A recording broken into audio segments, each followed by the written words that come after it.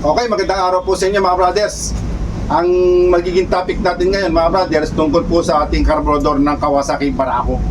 Kasi po marami nagtatanong sa atin tungkol dito sa carburetor ng Kawasaki Barako. Marami naguguluhan.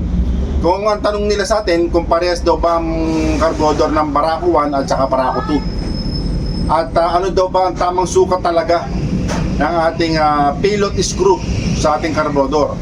Yung sukat ng kanyang slow jet, yung sukat ng kanyang main jet. Kasi po may mga nagtatanong sa atin, lalo na mga baguhan sa ating may motor na Kawasaki Barako. May mga pagkakataon hindi nila maitono yung kanilang carburetor. At yung iba naman nananakawan sila ng carburetor, kaya pagka nakabili sila ng carburetor, nalilito sila yung mga tamang sukat ng ating carburetor na Kawasaki Barako 1 at Barako 2. Ayan, marami pa rin nagugulo dyan mga brothers. Ngayon sa pagkakataon ito mga brothers, share ko sa inyo ano ba yung tamang sukat ng ating jetting sa carburetor ng Barako 1 at Barako 2. Parehas lang ba sila o magkaiba?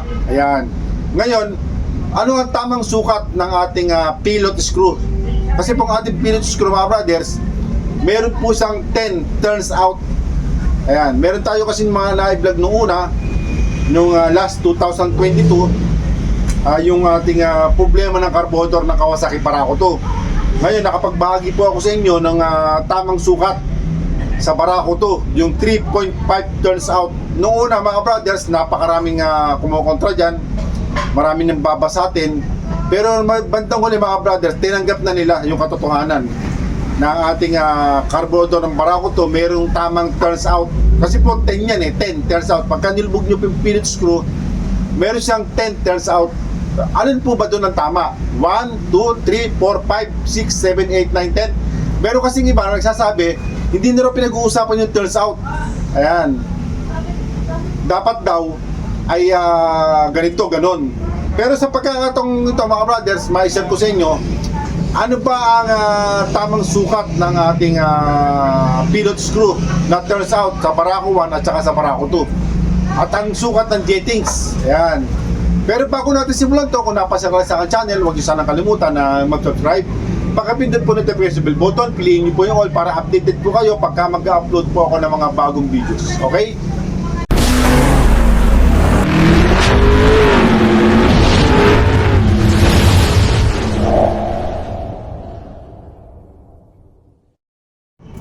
Okay mga brothers, meron po tayo dito ng dalawang carburetor, Barako 1 at saka Barako 2. Sa mga nagtatanong sa atin tungkol po dito sa carburetor ng Barako, marami pa rin kasing naguguluhan dito, lalo na po doon sa mga bago na may hawak ng Kawasaki Barako.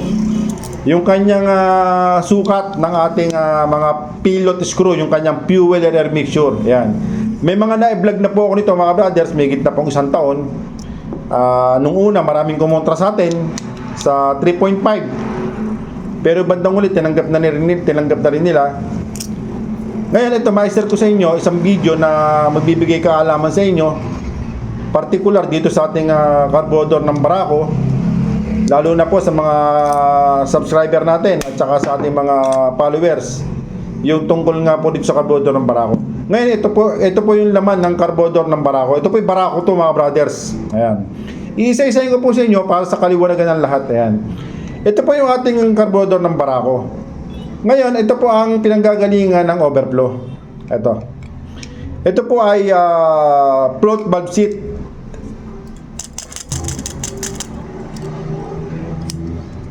Yan. Ito po yung ating float valve seat. Ito naman po yung ating float valve. Dito po nanggagaling yung pag-overflow ng ating carburetor. Kaya kayo mga brothers, kung ang inyong carburetor ng Barako 1 o Barako 2 nag-overflow, ito lang po ang papalitan ninyo. Ngayon, ang may re-recommend ko po sa inyo na mura at magandang klase, ito pong ating SK brand. Ayan. Ngayon, pagka nag-overflow, papalitan nyo lang po ito at saka ito. Ayan, dapat po kasi walang damage to. Ngayon, kung sakali may damage to, ito naman po nagkakaproblema. Ngayon, papalitan nyo po yan para po wag na po mag-overflow yung inyong carburetor. Ngayon, ang isa pa, may mga nagtatanong sa atin, ka-brothers, paano naman po yung ating carburetor ng Barako 2? Wala pong float valve seat. Pantay siya, hindi po natatanggal. Gaya po nito mga brother, ito. Nakapix siya. Anong gagawin natin para wag mag-overflow? Ganito po gagawin niyo mga brothers. Ayan, kasi napakaraming tatanong sa atin eh. Ngayon, tatanggalin niyo lang po yung kalawit. Ito po kasi, may kalawit po ito sa original nito. Tatanggalin niyo po yung kalawit, kasi po nakakalawit dito yan. Tatanggalin niyo po yun, at ilalagay niyo po dito. Hindi niyo na po papalitan yung kanyang float valve seat. Dahil yun, nakapix na. Huwag niyo pong pilitin na tanggalin. Ito lang po papalitan ninyo. Bibili lang kayo ng SK brand. Ngayon, checkin nyo po yung kanyang ganito kung rubber. Dapat po rubber. Ngayon, yun po tatanggalin nyo na yung kalawit para po wag na po mag-overflow yung inyong carburetor at saka nyo po ilagay. Ngayon, wag nyo pong pakakasubsub na ganito, mga brothers. Kailangan po, at least, umangat siya.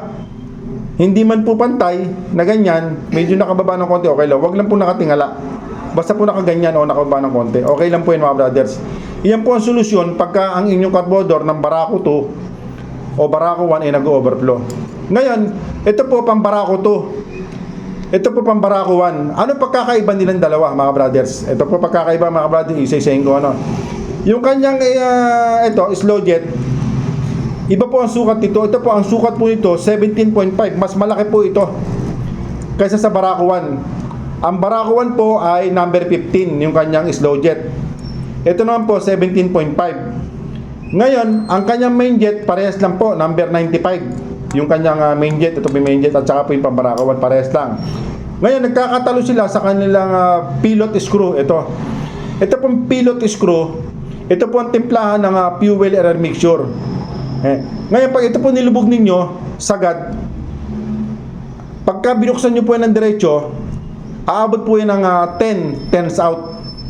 Ngayon, alin po din ang tamang turns out? Ayan. Sa service manual ng ating Kawasaki Barako, ang nakasulat po sa Barako 1, pag inilubog niyo po yung inyong pilot screw, bibilang lang po kayo ng 2.0 turns out sa Barako 1. Ganito po pagbilang mga brothers. Sarado nyo lang po diretso, pantayin nyo lang dito. Ngayon, bibilang po kayo ng 2.0. Ito, 1 half, 1 and 1 half, 2. Ayan po yung 2.0 turns out. Ayan. Ngayon baka mapasin nyo bakit naka-usli. Ito po mga brothers, niremedyohan ko lang to. Pinagawa po sa atin to. Ito po kasi nabusalsal na nila, hindi na nila magawa, kaya dinala sa atin dito. Ang talagang itsura po nito, nakalubog po talaga to. Ganito po mga brothers. Ayan. Yan po dapat mahaba, dapat yan. Ngayon nagawa natin ng paraan, nabuhay ulit natin. Ngayon ito kukunin na po ito na may-ari. Dahil pinagawa sa atin.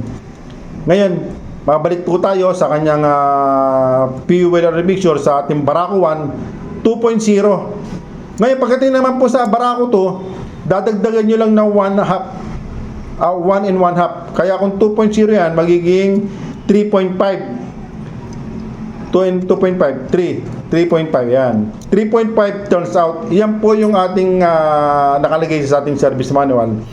Para po yung ating Kawasaki Barako ay wag nang mahirap paandarin, hindi pumuputok, hindi po lean, hindi nagwa-weld o kung ano-ano pa. May mga vlog na po ang ginawa nito mga brothers nung last year pa.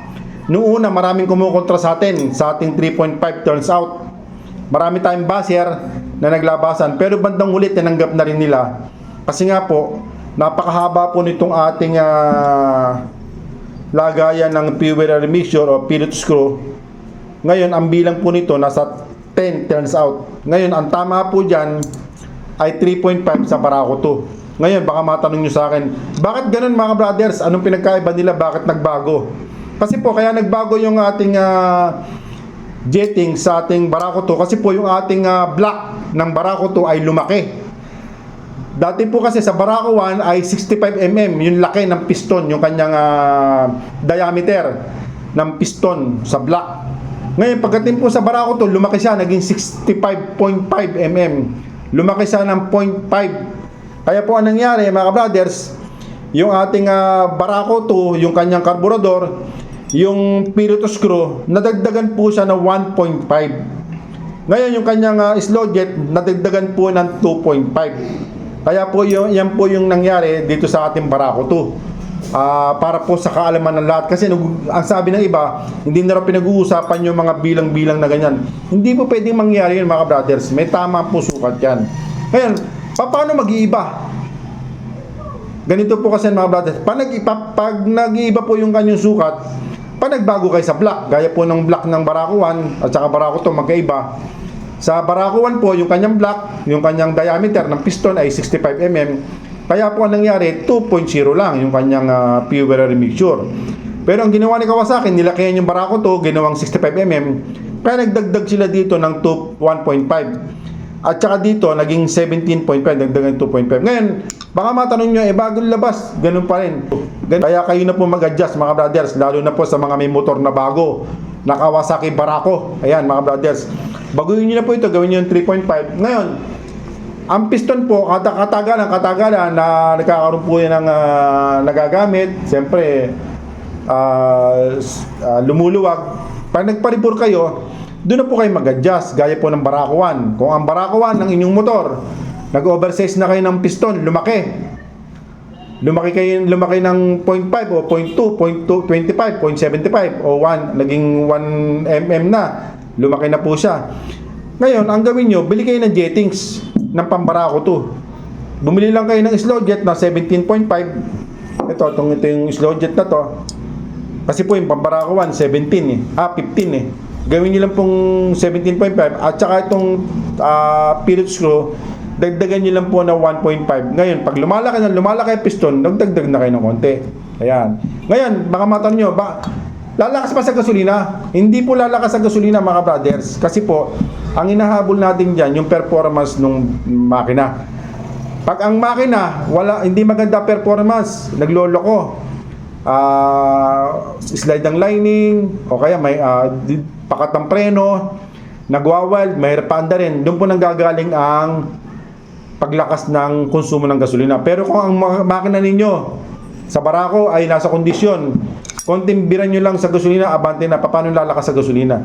Basta po ang kondisyon ng makina nyo ay maayos po ang kondisyon ng inyong gasolina. Pero pag wala sa kondisyon ng makina nyo, laging namamatay, laging hard starting, nagwawild, yun po ang pinanggagalingan ng lakas ng gasolina ng ating motor. Yan mga brothers, sa mga nagtatanong sa atin, sa mga may motor na Kawasaki Barako, ito po yung sagot ko sa mga nagtatanong sa atin, kasi napakarami nagtatanong sa atin sa YouTube. Ayan. Ito po mga brothers, ma-share ko lang sa inyo para sa kaalaman ng lahat. Gaya na sinabi ko, SK lang po ang inyong gamitin. Mura lang po ito mga brothers, kaysa bumili kayo ng original. Kasi karanasan ko na, napakaraming naggagawa ng carburetor, pinapalitan ng original, hindi pa rin nila mapatino. Ayan. Okay, sige po mga brothers, sana po nakatulong sa inyo ito ng malaki. Lalong-lalo na po sa mga motor na Kawasaki Barako 2 at saka Barako 1. Okay? Maraming po salamat mga brothers. Mabuhay po kayong lahat.